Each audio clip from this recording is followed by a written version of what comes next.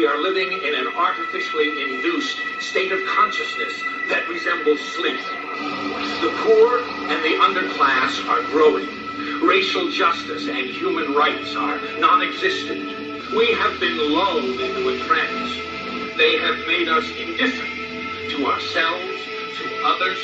We are focused only on our own gain. That is their primary method of survival. Keep us asleep, keep us selfish, keep us sedated. You're listening to Toward Anarchy on the Republic Broadcasting Network. Here's your host, Michael Storm. Welcome to the show. It is Toward Anarchy. I am Michael Storm. Thank you so much for joining me. It's another beautiful Sunday. It's September 13th, the middle of America. Well, I guess we probably went through it. I think probably everybody did. I didn't really hear too many people not talking about the sort of odd, I don't know if it's odd, maybe early onset of some winter-like weather. I know that here in Topeka, Kansas, we had what you call winter here. I'm from Colorado originally. I've been through what is considered real winter. I've been through many snowstorms, winter snowstorms, and blizzards. New York is often looked at as a place that has those, and you're expected to really understand snow there. But then I've met New Yorkers who come to Colorado and they're like, "Man, you guys got some snow." We had a lot of snow, but here in Kansas, it really doesn't snow that much. You get a little bit of snow, at least this part of Kansas anyway. It's different. Kansas is a very interesting state in its climate changes from one side to the other. It goes from very wet to very dry. But in this wet part of this state, we don't get that much snow. It usually comes down in the form of cold rain and ice. Everything's always covered in ice throughout the winter, nice and slippery. Always fun for the roads. I told you about my little slip, if you will, on the ice last year when I drove my PT Cruiser up on a Jersey barrier. Luckily, it was a purposely angled one, so I didn't destroy the vehicle. But I've been under there changing the front brakes and some other things on the front end, and was looking at the marks from the concrete of the Jersey barrier where it rode right perfectly up, and where it's just an inch more in either direction, and things would not have worked out as well. I probably wouldn't be driving the vehicle, that's for sure. It would have been torn apart, and the thing's so cheap that it wouldn't be worth putting any money into.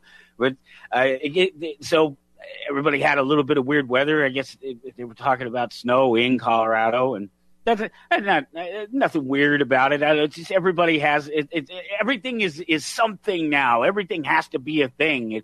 And everything that's something in somebody else's backyard, if it makes the news, it has to be a big deal. And all of a sudden, we really have to pay attention to it. And it's got to be so important to our lives. And I think that there's like I'm one to talk, but actually I am.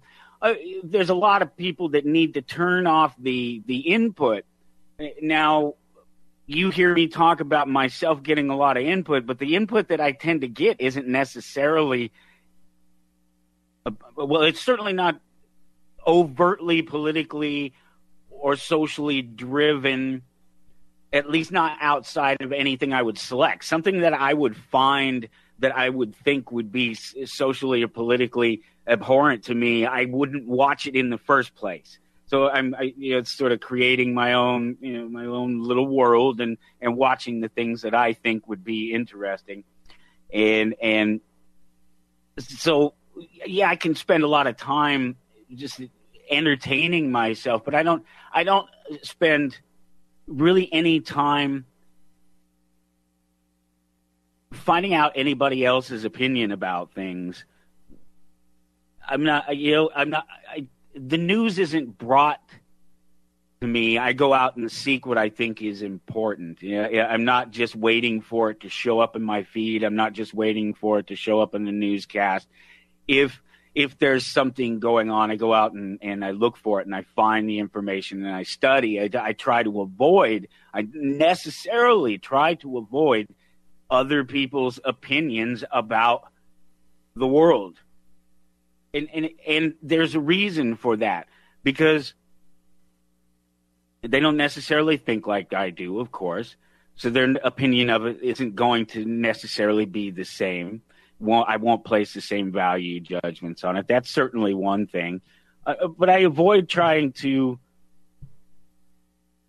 be influenced to go with the hot topic and to do the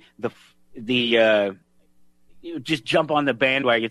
I saw somebody the other day talking about what's the new bandwagon this week? What's to jump on? And my first thought was, wow, that's a trap, because the question before that was, what are you watching on Netflix? And of course, if you're paying any attention to what's going on, Netflix is under fire this week for this show Cuties that they have, and I haven't watched it, so I have no opinion on it. I have an opinion on the opinions, which is something that I often do, because I find a lot of opinions to be uninformed, and so I find them to be amusing.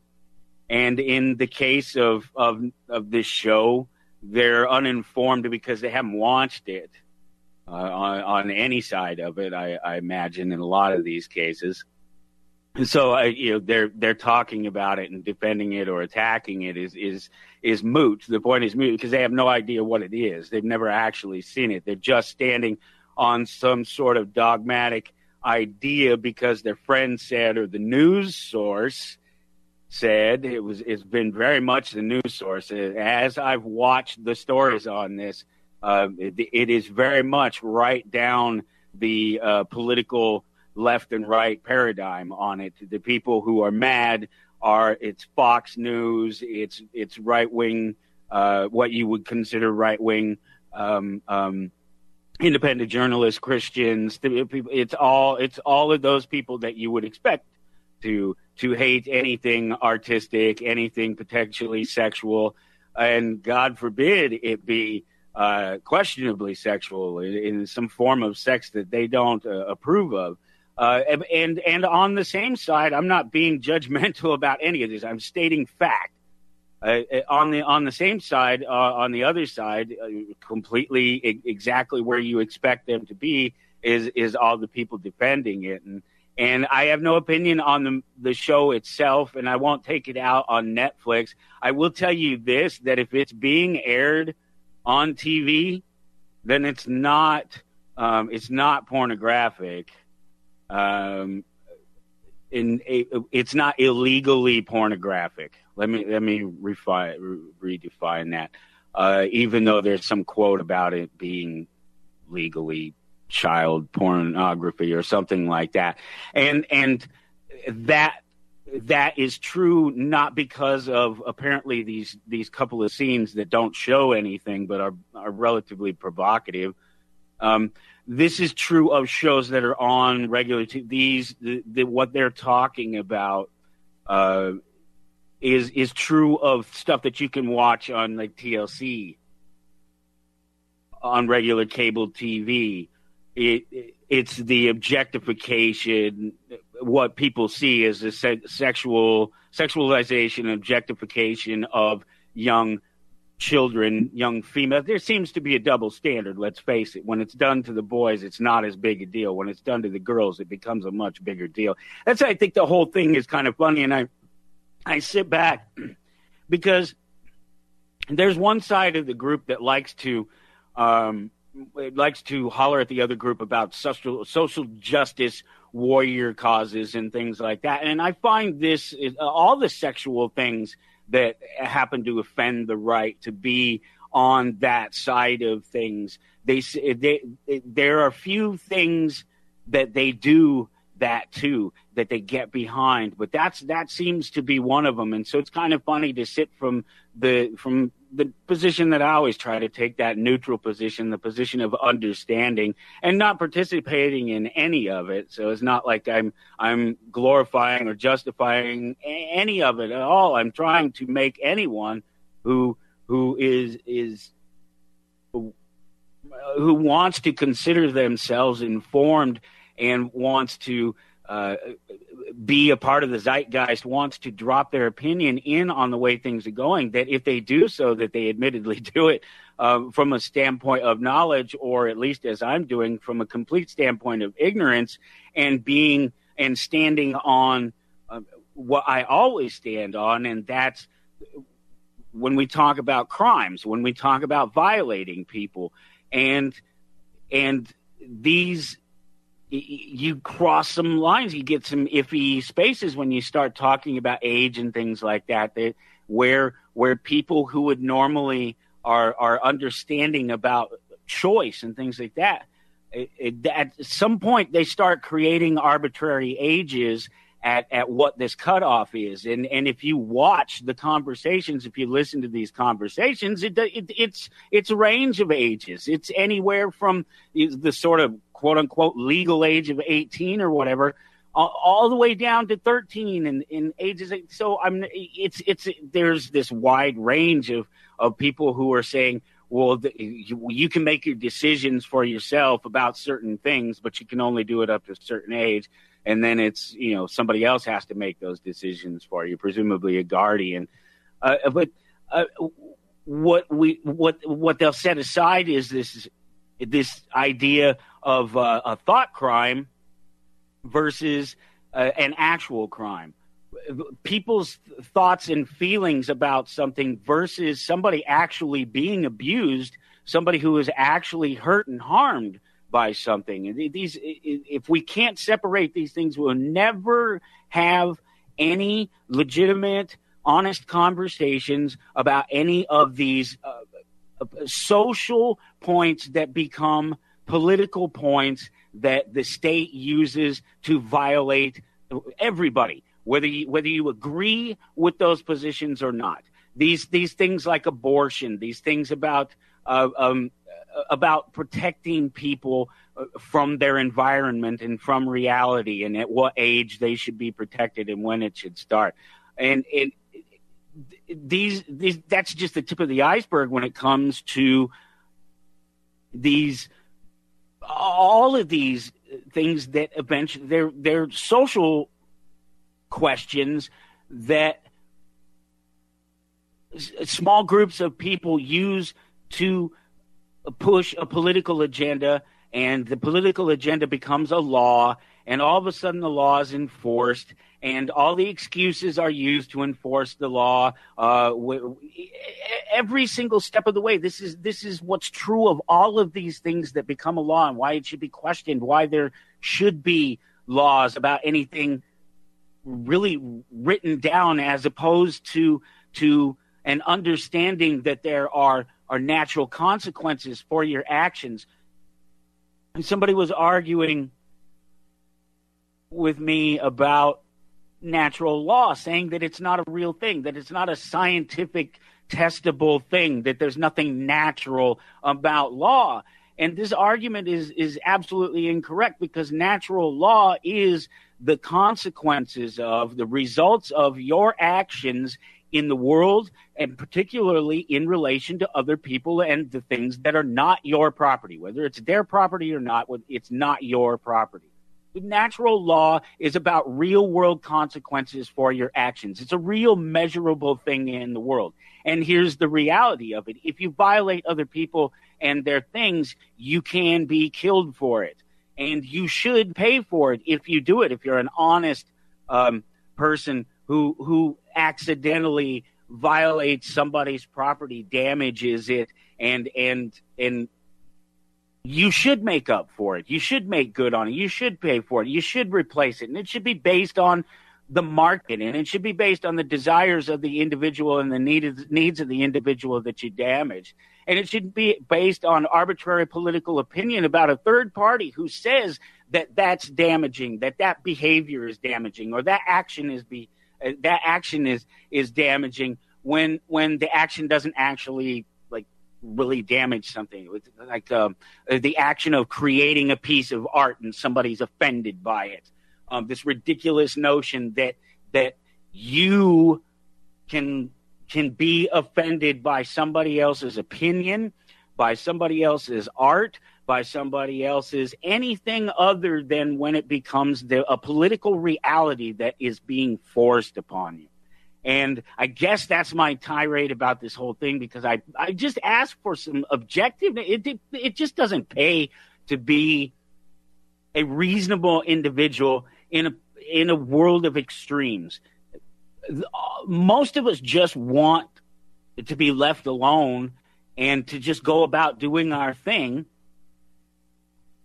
And I think most of us are honorable people who will, in the course of our lives, if we damage somebody's property or somebody, that we will try to make good on it, and that we're genuinely sorry for it.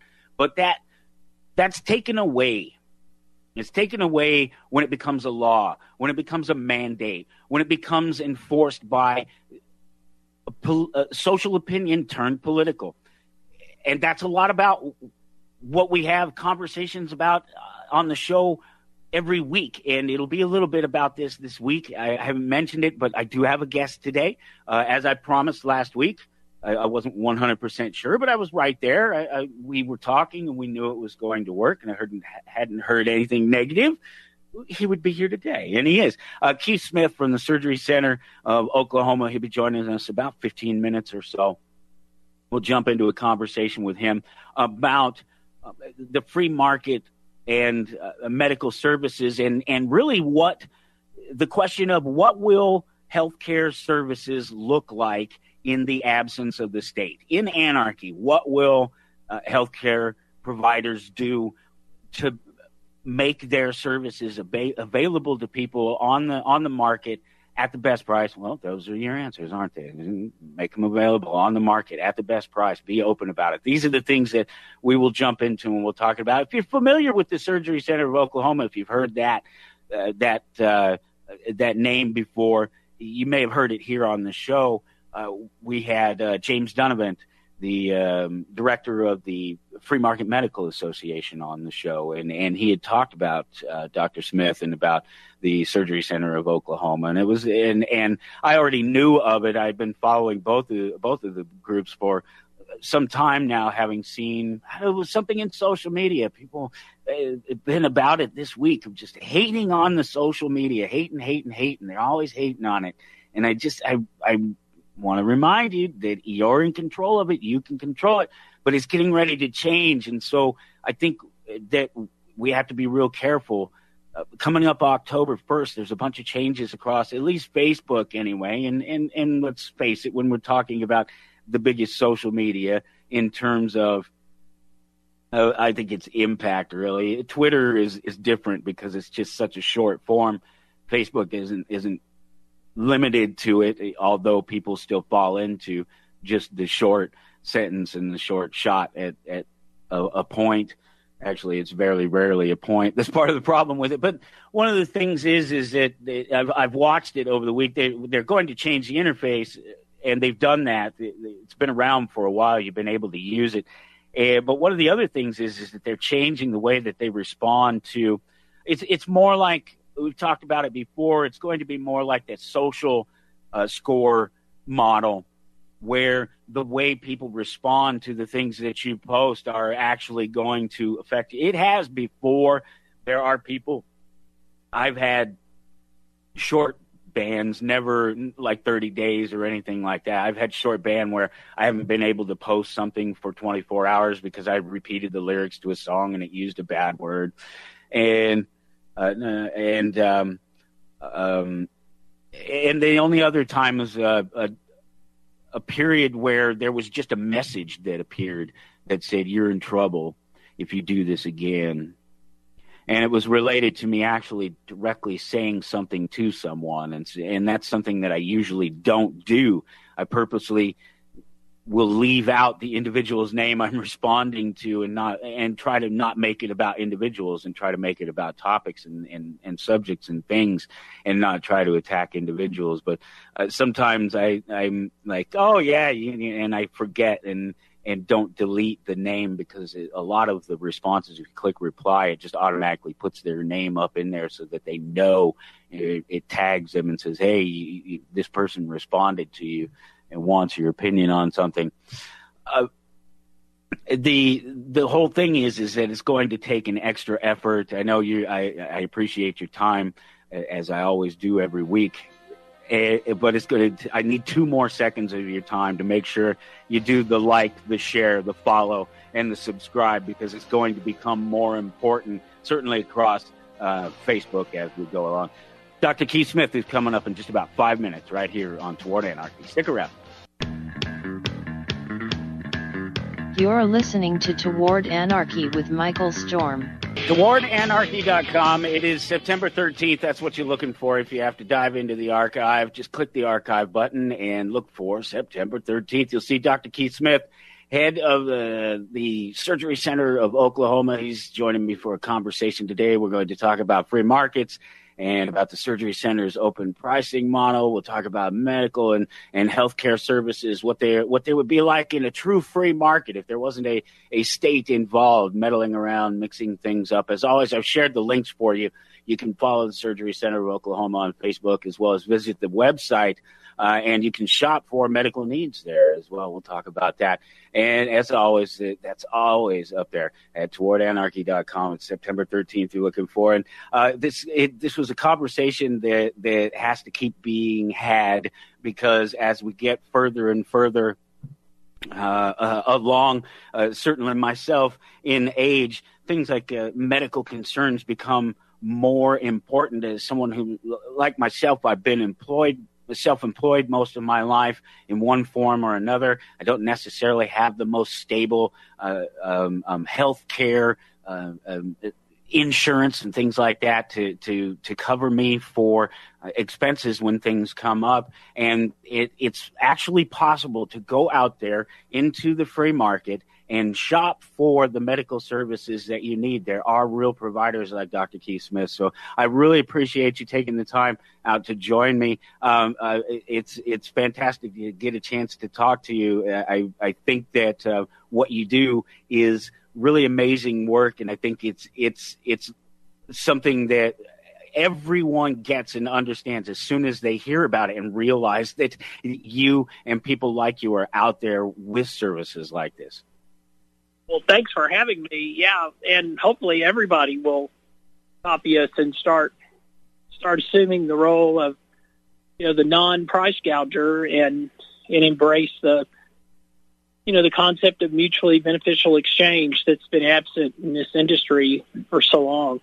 Time that government and that the insurance industry has been in bed together, really just destroying not only options in the marketplace, but the actual care itself, the types of care that you can get and the types of care that you can choose. So it's a really insidious thing that they've done.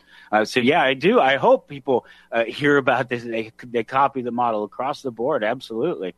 You're a doctor by trade, obviously, so you must have spent a whole bunch of time in the school system learning your trade. How did you actually manage to come through the public school system and through a liberal education and find yourself on the right side of free market economics?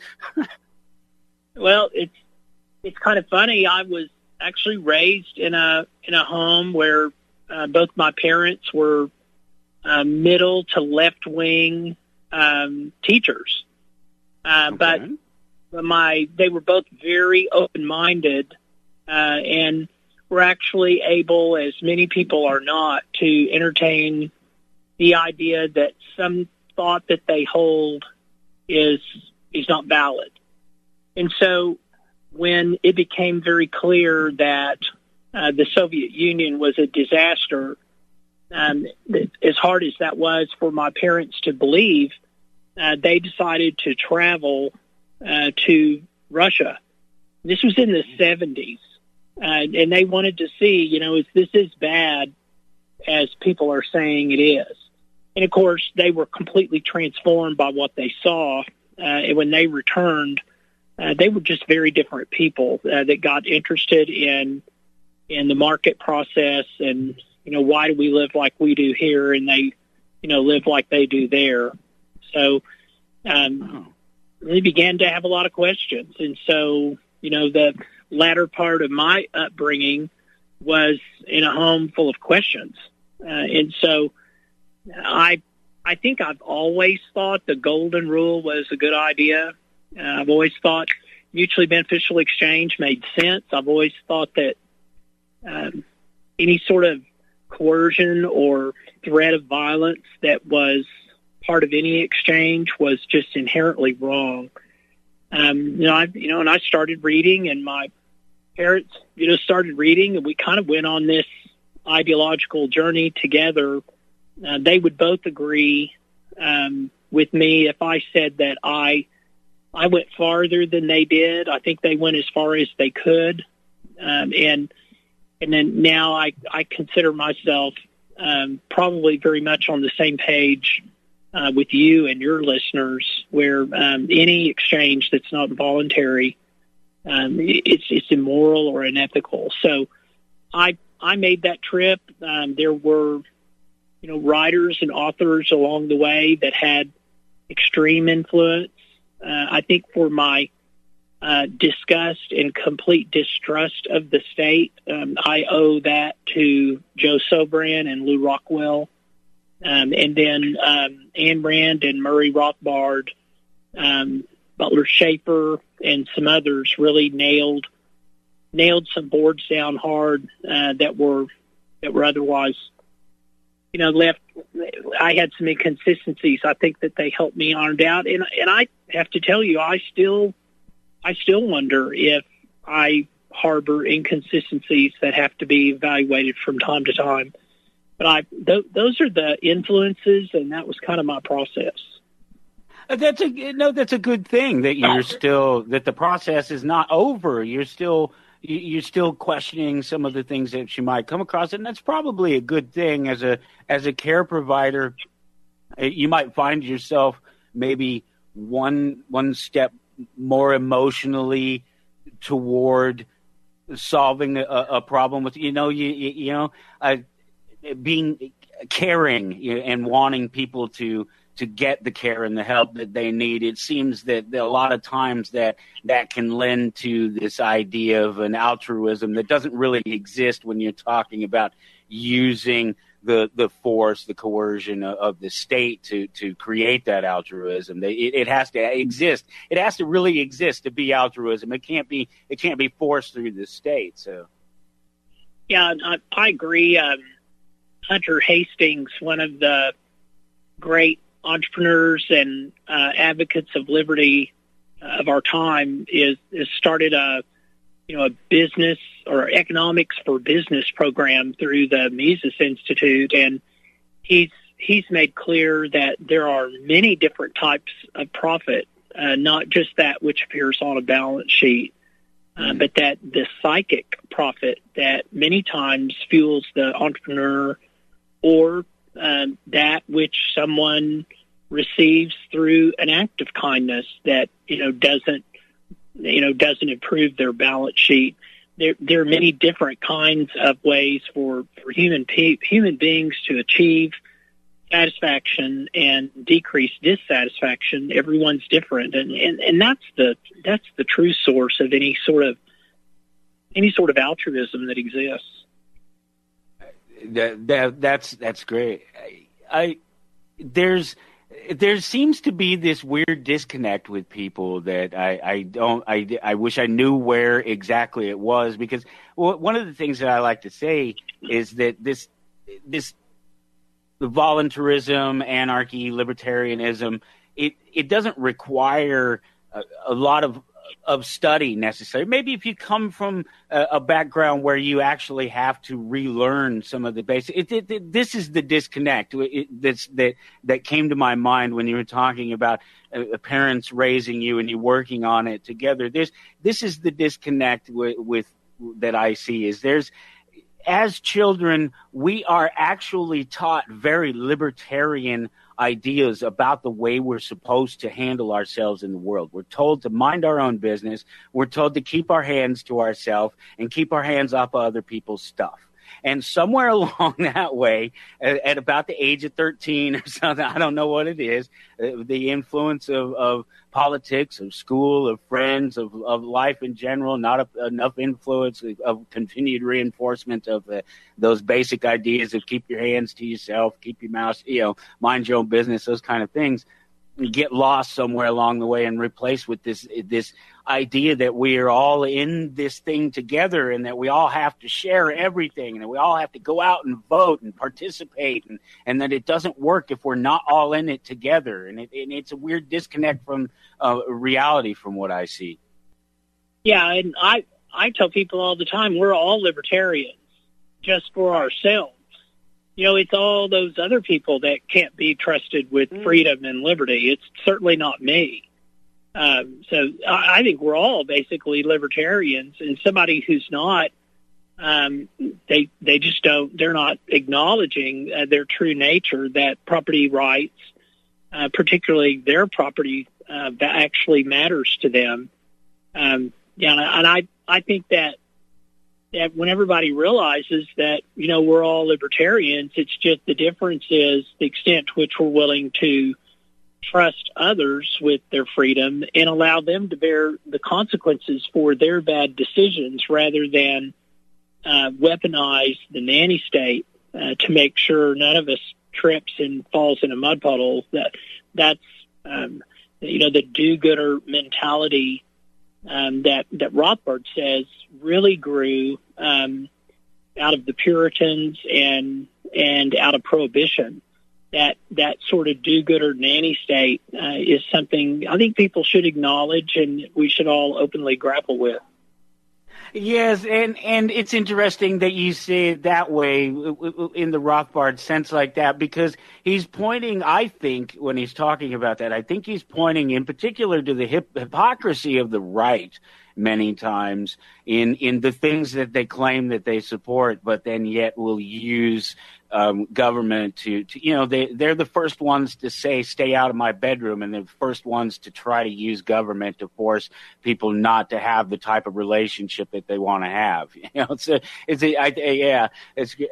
was a beautiful way that you put that entire idea, because we are all libertarian at core, and it is about how much we trust everybody else to be libertarian. And I think the only thing that keeps most people from truly, and this is left and right, and this is why they're both socialists, is because they don't understand money and they don't understand free markets. Yeah, I think that's true. And it might even be more basic than that, because it goes far beyond just an understanding of economics. It goes to, I think, a fundamental understanding of human nature, and that human nature is what it is. It cannot be changed or modified or improved. Human nature is just what it is. I was reading a Jordan Peterson quote earlier where he said, the good man is, what does he say? He says something like the good man is not undangerous. You want to be a very, very dangerous person and have it under control. So the idea that our nature, that he wants us all to acknowledge that we are all capable of the most unfathomable evil. To not acknowledge that is to allow it to flourish. But we're all fallen, really. We're all capable of the worst type of action and evil. And power corrupts people. It doesn't matter whose hands it lands in. So the obvious defense is to make sure that no person has true power over another. That's the obvious solution. It's obvious to me. It seems obvious, doesn't it? It seems like a pretty simple idea. I think he uses the word monster. I think that's the word he uses, right? He says you want to embrace your inner monster and to not let your children become a monster. I haven't read any of his work, but I've seen a couple of interviews that he's done with Joe Rogan, and I find the man to be extremely fascinating. I find him one step from, and he'll be one of the first to admit it. It seems one step from being a total libertarian, a total anarchist, and I think it's that understanding of economics. And it's funny because they always watching these guys have these conversations that are so smart and they just get it, and they'll tell you that everybody can be a monster, and then in the next sentence they'll say, "Go and vote for a monster." Right. Yeah, I think what I find intriguing about Peterson partly is what is what I find intriguing about Donald Trump. When either one of them opens their mouth, the statists, sometimes on both sides, just lose their minds. And so there is this political correctness, this ultra kind of sensitivity that I enjoy seeing ruffled. I like seeing those feathers ruffled, and those two are feather rufflers. And for whether you agree with them or not, there are people who are thinking more than they would have, I think, about their core premises when someone ruffles their feathers. And some people just become full of rage and don't think and just throw bricks through windows. But I don't know. I think it's good to have provocative people in our midst. The 19th century had its share. There was Spooner and Bastiat and Thoreau, and the 20th century had its share. And I think Jordan Peterson is one of those guys who ruffles feathers, and I think it's a good thing, whether you agree with him or not. Yeah, and I think that's, one of the biggest feather rufflers of all time is in my business. It's Howard Stern, and that's the one thing that was always true and has always been true about him is that, the people want to listen to him because they want to hear what he has to say next, and that's why the people don't want to listen to him too. The people who hate him, they want to turn the dial, but they can't because they want to hear what he has to say next. And I think it's true of Peterson. I think it's true of the president. I find myself defending the president because I defend what he says and what he's trying to say as opposed to the negative reactions of the people. We got to go into a break. We'll be right back with Dr. Keith Smith here on Toward Anarchy. You're listening to Toward Anarchy with Michael Storm. TowardAnarchy.com. You're looking for September 13th if you have to go into the archive. Just click the archive button. Look for 2020 and September and the 13th. And you're right there. You have it. You'll be able to follow along. I share the link as always. Try to put a little something up there for you to continue the conversation with yourself and with your friends after the show, and something for you to be able to share every week, because it's getting more important. I was talking about it earlier in the show, how things are changing across the social media and how things are sort of breaking out. And this is the same thing that's happening politically across the board. The disenfranchised people spread out into different groups and even smaller groups and become less effective. This is part of the problem with the Libertarian Party. I've talked about this before, the idea that they can take the disenfranchised people from all the other parties that don't agree with the people in their own parties and bring them together and have them somehow manage to agree together when they come from all these different varying backgrounds, and particularly this understanding of economics. And I think that it's unfortunate that we have someone like our president who could very easily be a voice for reason and a great stabling force in the markets. It lets his ego get in the way, and it's got to be tough. I mean, it's tough for us out here, just people on the street, to sort of put up with any questioning of our views, and the things that we try to fight for politically or socially, he's the biggest target for something like that. And so everything that comes out of his mouth gets twisted around.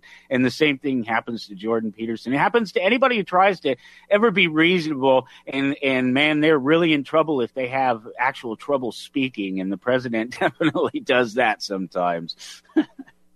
Yeah, I agree with you that, I think about Lou Rockwell's quote about politics is people think politics is dirty because politics is dirty. And I can't imagine someone being in politics right now. I can't imagine being in politics. Hats off to Ron Paul and Thomas Massey and Rand Paul and how they keep their sanity and how they stuck to their guns. It's truly remarkable. There won't be, I don't think, anybody like that for a long time. No, because we seem to be slipping further and further away from those ideas. As much as we all love Dr. Paul, the reality of the outcome politically, let's be clear about that, is that he spent 30 years up there and he didn't change a damn thing. But socially, the impact of him socially is immeasurable. I mean, he turned so many people into anarchists just by being there and proving that the system doesn't work and that you can't change it. We have to go through the top of the hour real quick. We will come back here with Dr. Keith Smith, head of the Surgery Center of Oklahoma, right here on Toward Anarchy. You're listening to Republic Broadcasting Network, because you can handle the truth.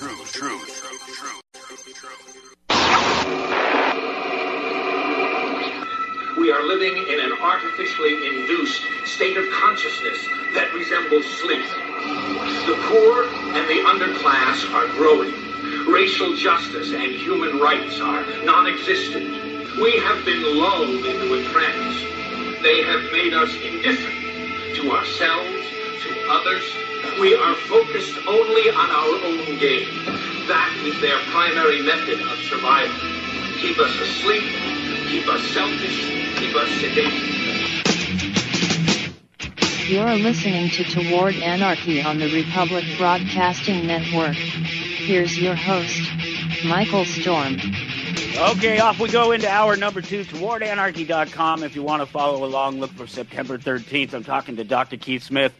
He's the head of the Surgery Center of Oklahoma, and I want to know about the how that comes about, how you created the center, who you're working with, what you guys do there. Tell me a little bit about it. Yeah, so Steve Lantier, another anesthesiologist, and I really started the facility in 1997 with the idea that we would operate differently than the way we had worked in the hospitals in the 7 years before opening. We had been just traditional anesthesiologists working in hospitals for about 7 years, and filing insurance claims and getting brutalized by the government and by the hospitals, watching hospitals brutalize patients, both medically and financially. And neither one of us signed up for that. And we thought, we can do this better, but the only way we can really make a change is if we own and control and operate the facility. If we have actual control over the institutional part of the care delivery, in addition to our own professional services. So we actually bought the operations of Surgery Center of Oklahoma on a hunting trip, which is a funny story. And when we opened, our goals were to make sure that every patient that entered the door would know before they got there how much they were going to pay us, whether they had insurance or not.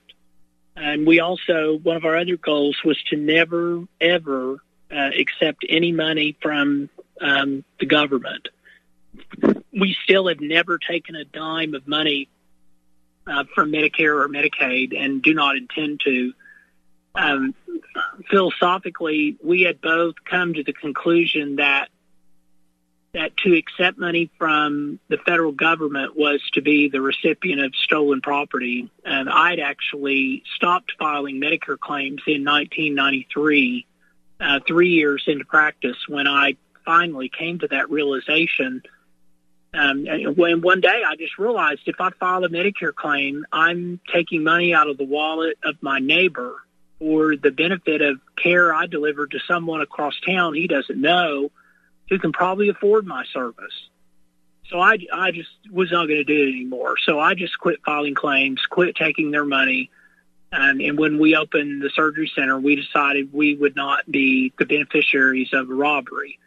So making sure people knew what they were going to pay and that we would not receive stolen property, that was really our founding. And we grew very, very quickly in spite of many attempts by what I call the medical cartel to put us out of business. We fortunately, this is interesting, but by some left-wing Democrats at the state house here in Oklahoma, we were seen as the underdog. We were seen as the friend of the little guy, not the crony corporate monsters that the big hospital systems represented. And so they put their shield out in front of us. And it was only because of them, one individual in particular, Fred Stanley, that we remained open. After a period of time, it became fashionable for the Republicans to champion free markets, and so they became our friends. And since that time, we've really had bipartisan support on both sides, partly because we've never taken a dime of their money, and we've made it clear we don't want any part of their money. We've never asked them for favors except to just be left alone. So our facility thrived. We outgrew the original facility, which was a lease that we assumed, and we built the facility we're in now, which is a large, by surgery center standards, it's a large facility. It's about 35,000 square feet. And we were very successful. Insurance companies got together with the hospitals and the insurance commissioner, and they finally stumbled on a formula that would really hurt us, where they stacked deductibles. So they stacked out-of-network deductibles on top of in-network deductibles. And insurance companies hated us. They still do. They won't work with us. At this point, if they wanted to, I wouldn't work with them. But at the time, that was the source of our revenue. We were filing out-of-network claims and charging patients just a fraction of what they would pay if they stayed in network. But when they stacked deductibles, that meant that if someone went out of network, they had to meet their in-network deductible, and then they started at zero. They started over to go out of network. So it really hurt us. And I'm sitting there thinking, my gosh, we're cheaper, we're better. There ought to be a line out the door if the market were allowed to work here. What do we do? So I launched the website, put all of our prices online, hoping that we would start a price war, that we would make ourselves more known to those out there who had sticker shock, who are actually paying for their care, and that we would better understand the scams against which we were battling. So much of what goes on in the medical industry it's very nefarious and cloaked, behind the curtain. Things don't make sense and you can't figure it out. But we knew we were cheaper and better, and we weren't busy, and we didn't understand that. I would argue that many of those scams have come to light as a direct result of our having putting prices online. When we put those prices online, the first patients that arrived were Canadians, and that was instructive. Because they all have coverage. Right. They just don't have access to the care many of them require. And so, uninsured people started coming in. Companies that reject Blue Cross, Anthem, United, Cigna, Aetna, Humana, companies that are self-funded, that actually pay for the cost of their employees' medical services out of operating revenue, they they fly people to Oklahoma to have their surgery, and they pay all their travel costs. And, the word of this started to get out, and Jim Epstein from Reason Magazine found us, and John Stossel found us, and, we started to get some media attention, and then it kind of went wild.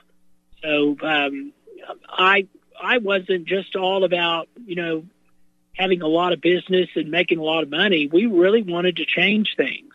So my friend Jay Kempton, who runs one of these administrators that helps a self-funded company administer their self-funded health plan, he suggested we start an association to change things. So we co-founded the Free Market Medical Association, which is really operating on Austrian economic principles.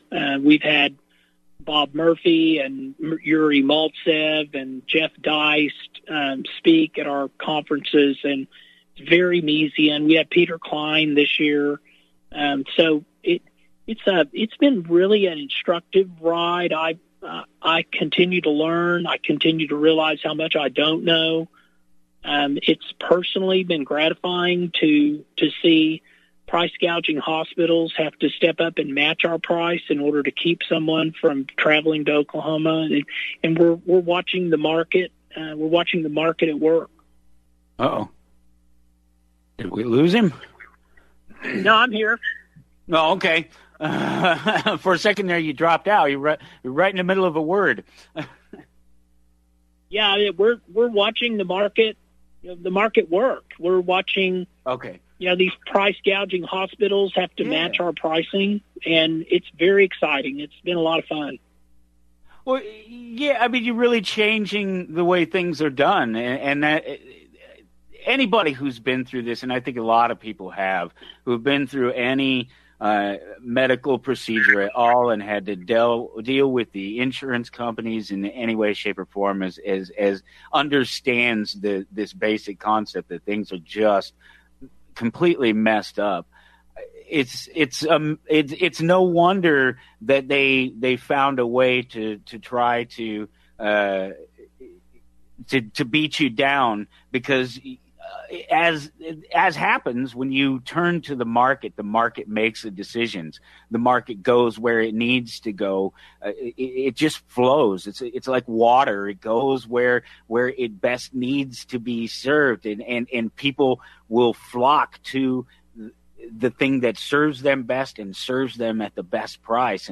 And so I'm surprised that they have. I guess there's not much more they can really do, though, because I mean, you're medically compliant as far as that goes. Everybody's licensed in the place. The facilities are licensed, and the tools that you used have been through inspection and all that. So I mean, there's not really much they can do to you in that sense, is there? Yeah, and we have very consciously identified areas where we consider leverage to be present. And we've gotten rid of that from our lives, from our practices, because wherever there's leverage, there's at least the potential for coercion, and then you can't go about your business the way you might normally go about your business. So the only leverage that the state has on us is the license that is required for us to operate. But we don't have any insurance contracts. We don't take any money from the government. We don't use electronic medical records. I mean, there a lot of this stuff that just leverages physicians and facilities it's just not part of our life. And I'm no utilitarian. I mean, I'm a fan of the market, not because it results in the most rational and efficient use of resources. And I mean, I'm a fan of the market because I think freedom is a good idea.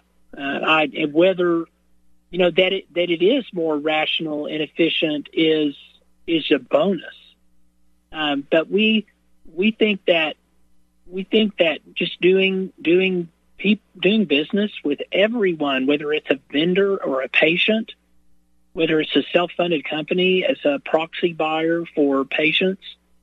Our agreement is always essentially a handshake where, we will continue to do business together as long as it makes sense for both of us. And so there's just not the leveraged sort of existence that so many in this industry endure right now. Yeah, well, and like you said, leverage gives a place for somebody to come in and start to use force or coercion, especially when it comes to government and something so political as healthcare. And so you just have to be the best of the best. It's the proof of the market, though, right? I mean, it's the disconnect that these people refuse to try to let the most people see, because they benefit from it. They benefit from the manipulation. They benefit from it politically, and they benefit from it financially. And so it's in their best interest to continue to obfuscate the truth about how much services really cost somebody to get. It seems to me that just from casual observation that in any basic service, that if insurance is involved, that it's going to cost you 30% more off the top, no matter what. Yeah, and I think a lot of the people that are operating within the mainstream of this industry, they are acting in what they perceive to be their interests, but they're acting in what is in their short-term interests. And there's a real difference between, thinking in the long term and thinking in the short term. We don't deal with insurance companies. And I tell people that when I was young and foolish, I sought those poor relationships with insurance companies that I'm now older and wiser and know to avoid. But it's almost like whoring around to deal with these insurance companies. It's a very short-sighted way to look at things. Long-term, dealing with these big insurance carriers is not a positive experience for anyone involved, even if it's a facility. So, or dealing with the government for that matter. It's always, you're always going to lose. It's like going to a casino. If you go there enough, all you got to do is look around and see who the main winner is. If you deal with these players enough, you're going to lose. And long term, you're definitely going to lose. And we just chose to not deal with them at all. That just made the most sense to us long term. In case anybody's wondering, what Dr. Keith Smith is saying right now is that they went out and they built parallel systems, something that I talk about all the time on the show.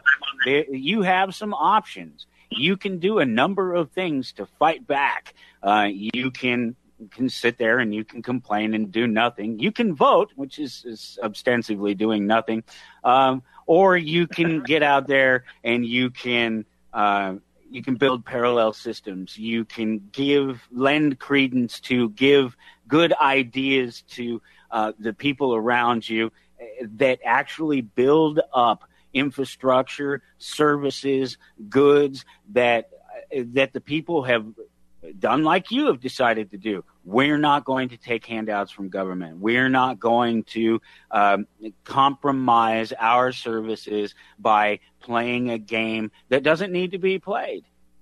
Yeah, I think about that scene in The Fountainhead where the vicious newspaper reviewer Toohey sees the brilliant architect Rourke homeless in the park.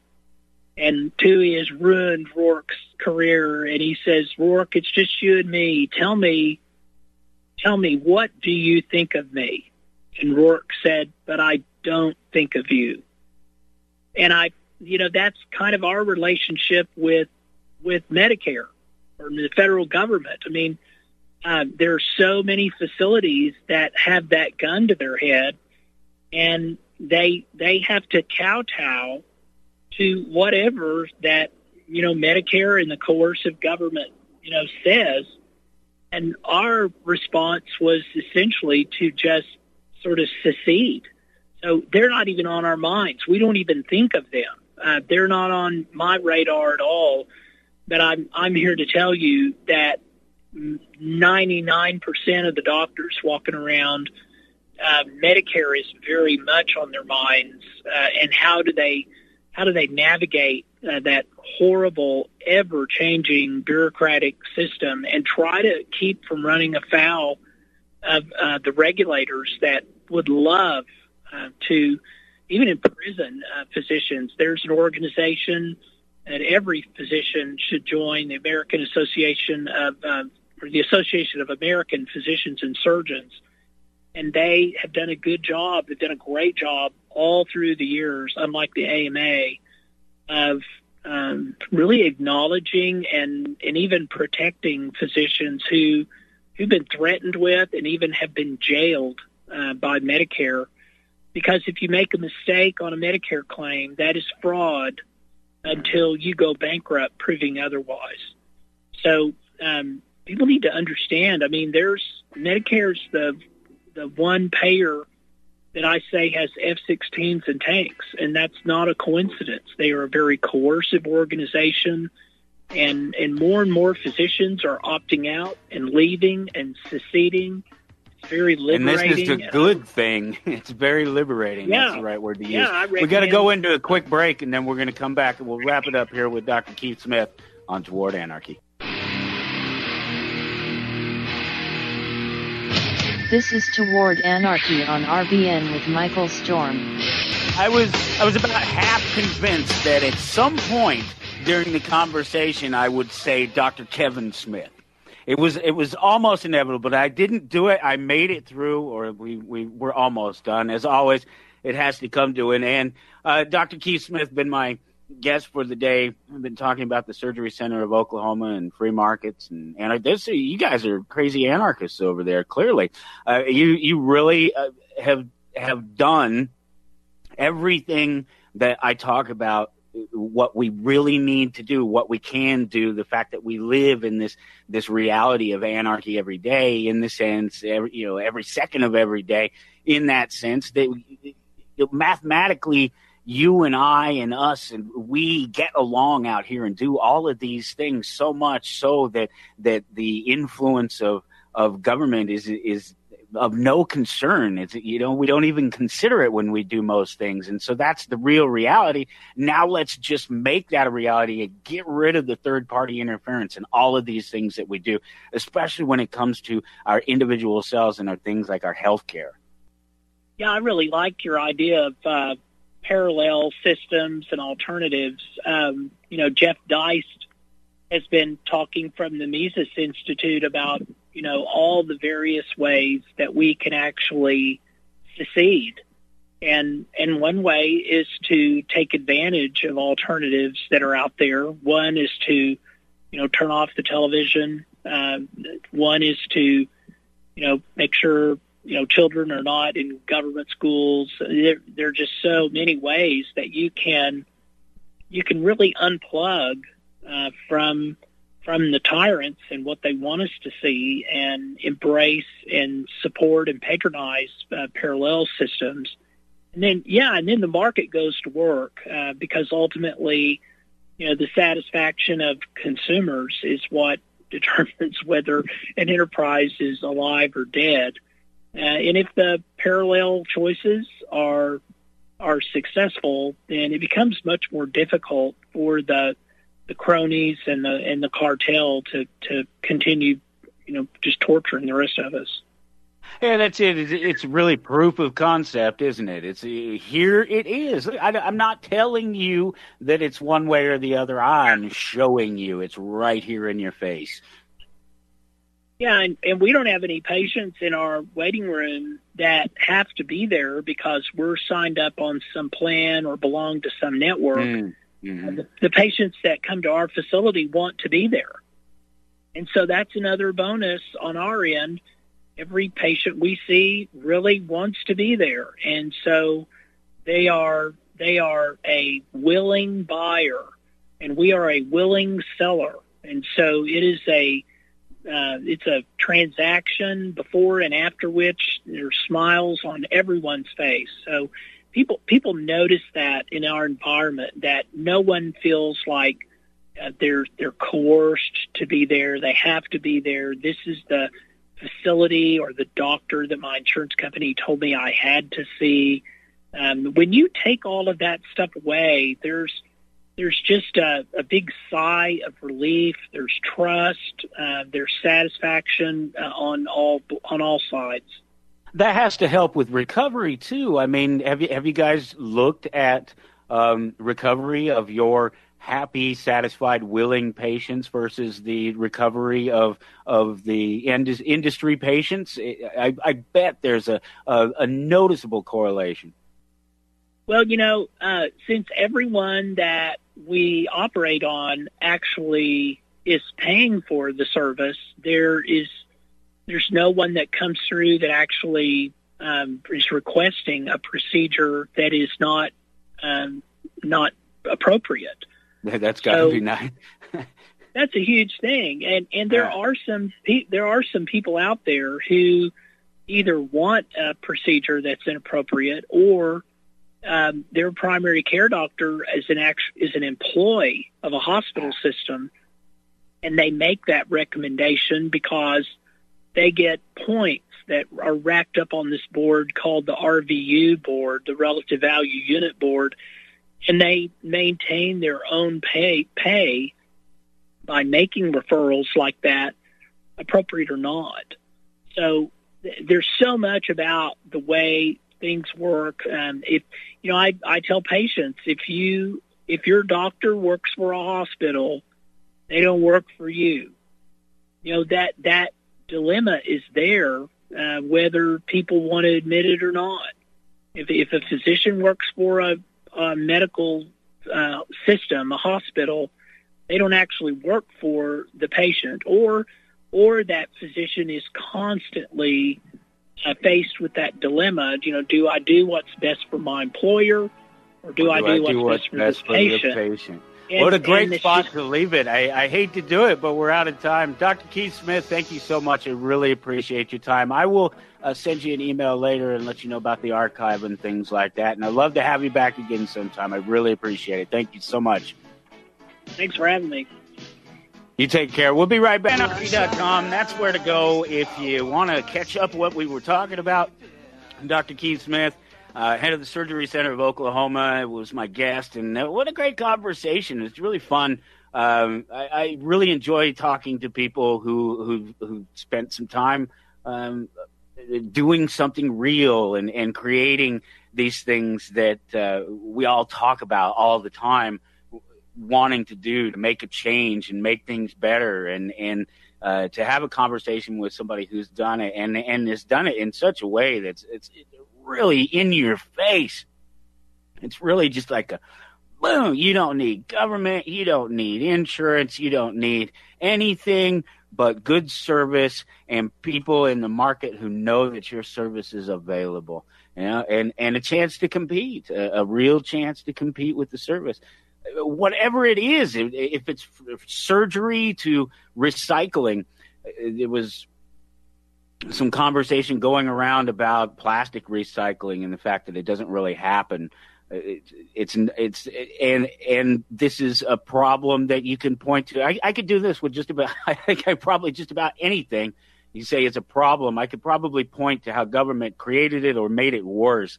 And in this case, the recycling thing, it's like they've done with all utilities, is that they've granted monopolies to it, and they've institutionalized recycling into the system. So now we're all forced to recycle. There's no benefit to recycle. We actually have to pay to have stuff recycled.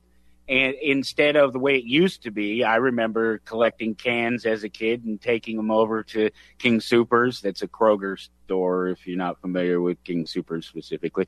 And cashing those in and getting money back. There was a guy in our town, the town that I grew up in, Commerce City, Colorado. It's one of these mythology things, but because I don't know the man myself, but he was older. And All he did was collect cans, and it was rumored around the town that he was one of the richest people in town. That's all he did, was walk around town all day long collecting cans and turn them in for money. And you can't really do that anymore. You can take large loads of scrap metal, wire, usually clean. You get paid more for clean. Yes, I know what I'm talking about.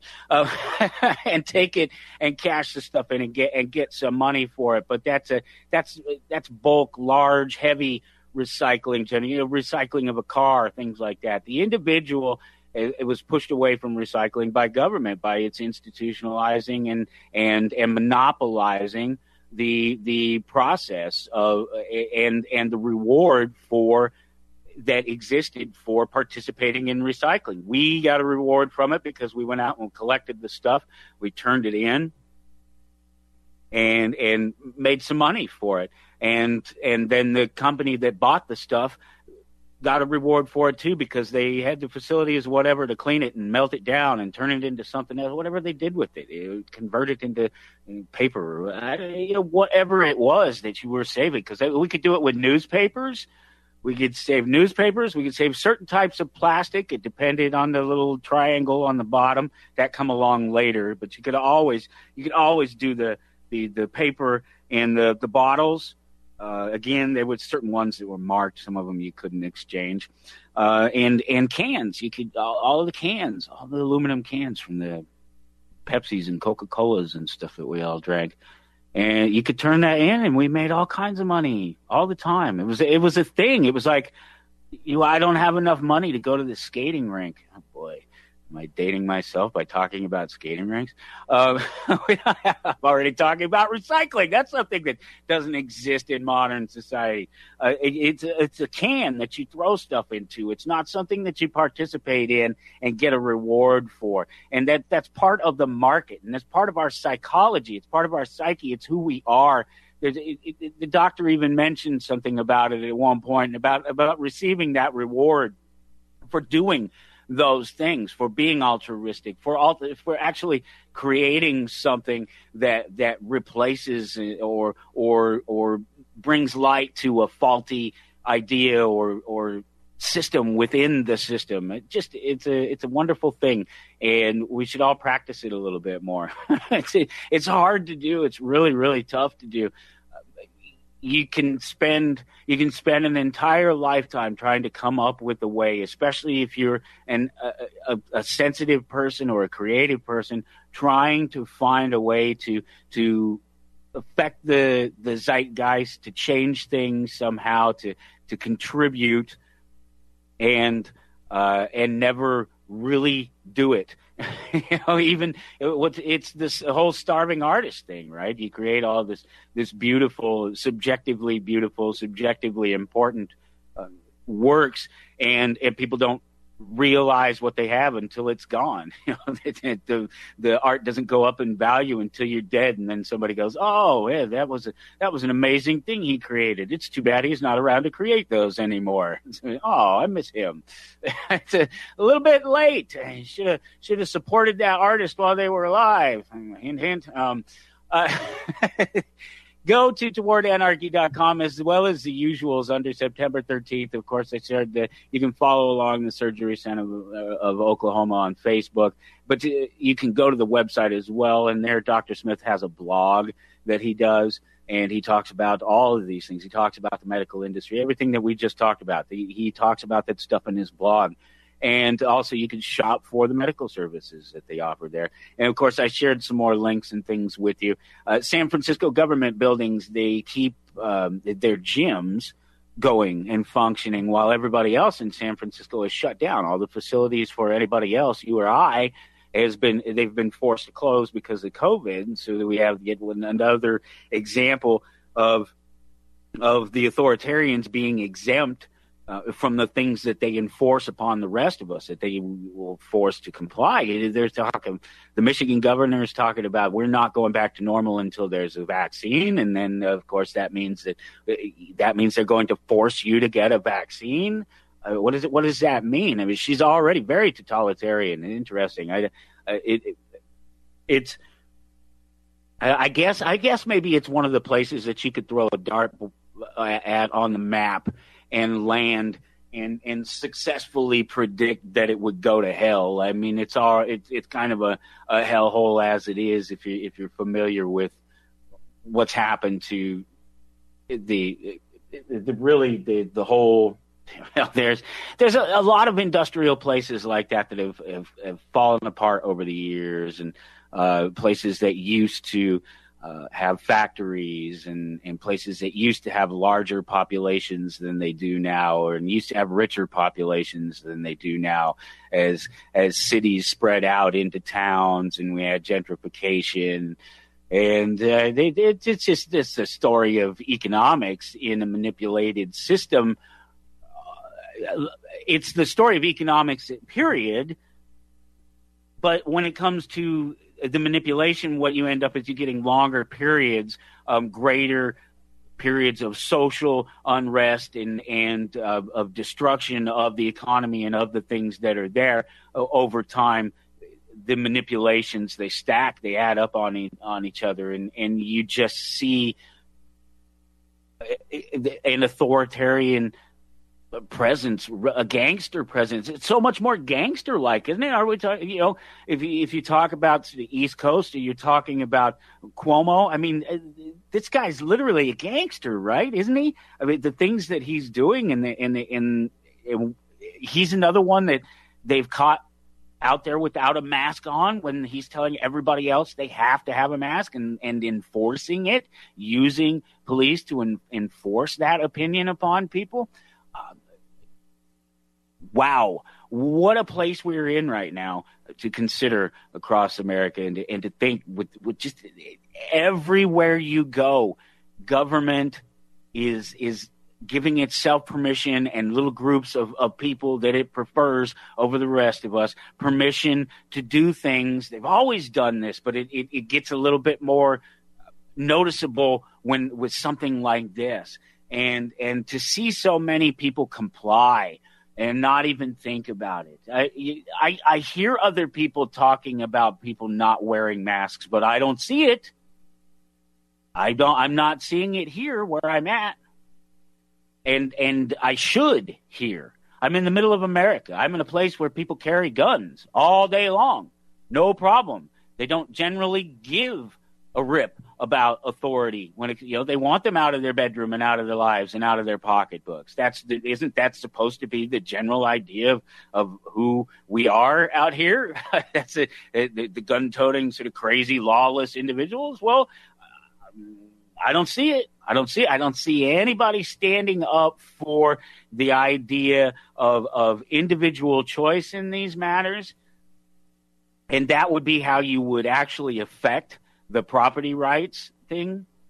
I keep having this conversation with people, and it keeps frustrating me. I've mentioned people on the show before that are friends and that should know better. And then I'll have a conversation with them, and they will say things like corporate property isn't private property. And it just doesn't, it's not your property. So even if it's not private property, it's not your property. So shouldn't you respect it? It's like this conversation. It's like, hi, I'm a libertarian. Oh, right on. Nice to meet somebody who respects individualism and private property. That's really great.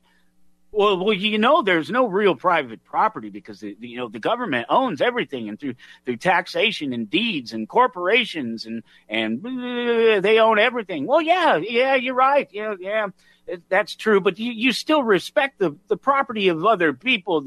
It's clearly not yours. It doesn't have to be somebody else's property that you recognize so much as you recognize it's not yours, right? Well, people, when you invite the public into your business, it's not private anymore. Oh, where does that thought even come from? Because you invite, it's the word that you use right there. You invite the public into your business. So how does that change it from being a privately owned business that can have its own rules to keep people in and out, to let people in and out?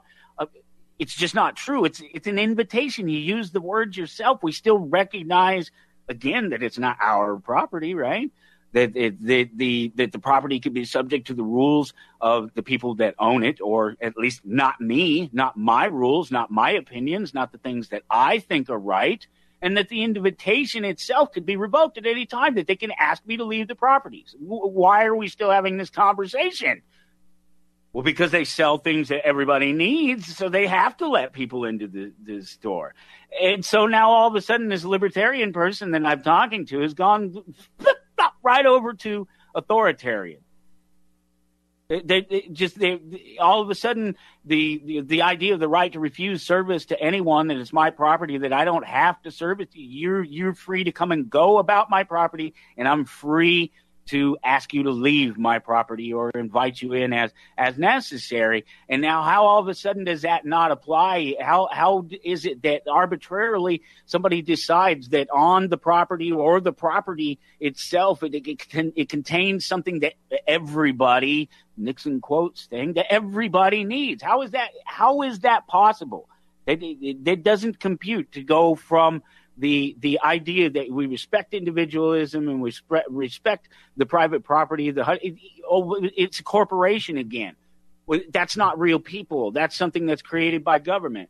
Well, no, not really. A corporation is a organization. It's a legal document that protects the individuals in the organization from each other, and it protects them from the recrimination of the actions or the products or the things. It makes it so that when something goes wrong within the company, that the company pays for it, and not the individuals who are just trying to create a corporation and trying to create a thing to put out there that people presumably want. Otherwise, it won't be successful.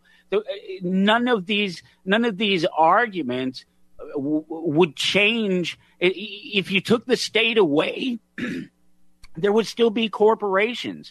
There would still be contracts that protected people in a legal sense from the actions of others. We already recognize that we're protected from the actions of others, even when we enable somebody to do it in a certain sense, as long as we're not actually like coercing them, pushing them to do something illegal. That it's an accident of whatever their own ignorance, or maybe it's vile. Maybe they're mad. Maybe they're mad at their employer and they're going to get back at them. They don't pay them enough. They don't give them enough hours or something like that. And so they hurt a customer or damage a customer's property. That individual should pay for that, not the corporation. That person is still that person acting for themselves. They're not acting on behalf of the corporation. So these things would still exist. And so I end up having these ridiculous conversations like this with people. And it's just, how do you not understand that these are real people, that a corporation represents real people, that Walmart represents real people? That how can it not? That you see the poor bastards working there in those stupid blue shirts, and now the mask. You see them in the store. And if you were to, there's millions of them all. Those are real people that depend on the decisions of that corporation and what it does and how it makes its money and who it decides to let in its stores and have access to its property. And you want to change those things, then you do it by changing the way the public goes into that store. If everybody in that store goes in without a mask on, Walmart's going to let people in without a mask on, because you know what Walmart's business is? Selling stuff, not telling you have to wear a mask in their store. They don't want to do that. Unless, of course, you believe everything's a conspiracy and that every single Walmart is just a training center and a potential place to cage us all up. In which case, then we have to have a much longer conversation that I don't know if we have time for. We got to do some conspiracy stuff. I need to bring some people in. I know we just celebrated 9/11. We just passed the anniversary of 9/11. National False Flag Day. That's what I'm calling it now. And so that's on my mind. The conspiracy thing is on my mind, definitely. And we're going to come back, and I'll tell you who's on the show next week, right here on Toward Anarchy. This is Toward Anarchy on the Republic Broadcasting Network, with your host, Michael Storm. To the break, talking about conspiracies, come out of the break to New World Order. We gotta love it. It just all seems to mesh together like it was meant to be. support the network, support the show, and support. You got to like, you got to subscribe, you got to follow, whatever it is right now, because everybody is about to scatter. Everybody's talking about bailing, and everybody is looking for a place to find good information and good resources and good conversations.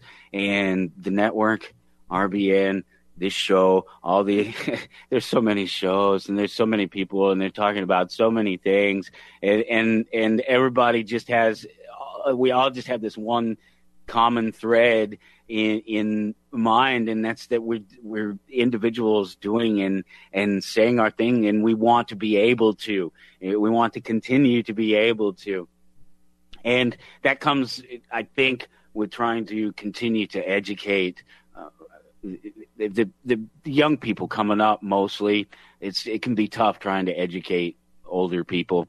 Be a good influence on younger people. Make your existence be something that they aspire to, at least if they have an innate sense of morality, if they've been raised with even a modicum of just of what it means to be an individual and to let other people be their individual. That sense will be in them and innately, and it will thrive if you it's just like everything, man. If you water it, you feed those ideas, the good things, they'll grow.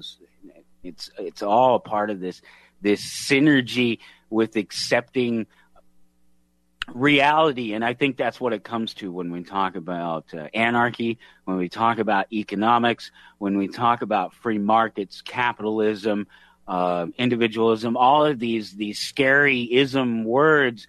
All it comes down to is just each individual being able to make their own choices and to be responsible for their actions, and ultimately not to have a third party preying on us constantly to live on us. That's what they always were, but that's certainly more of what they've become. The government, the institution of politics, they're nothing but a welfare class of leeches, and man, they take the money that you give them in hope that they'll make some change for whatever reason you want it to change, and every time they use it to find new ways to subjugate you, more and new creative ways to steal from you and give you less opportunity and choice within the markets and within your life. How many examples, how many times does it have to happen throughout history? How many times does it have to happen in a week? Next week, Chris Hall is on the show. He's a former LA gang member and somebody who is changing the minds of youth and putting them, on a great path, because he's putting them on the path of voluntarism. He's put them on a path to anarchism, coming from some of the most socialist, collectivist ideas that you can come up with, those of an inner city gang. So we'll talk about that next week with Chris Hall right here on Toward Anarchy. You take care. This is RBN, the Republic Broadcasting Network.